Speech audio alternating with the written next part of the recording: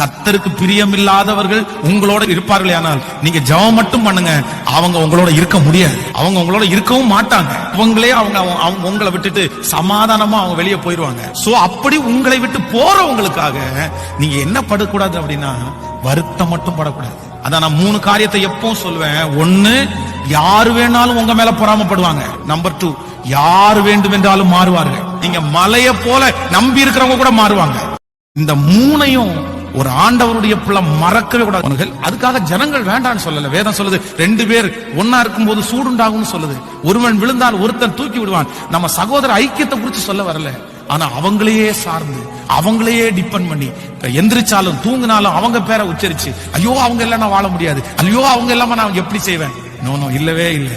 கர்த்தர் இல்லாம தான் நம்மளால வாழ முடியும்.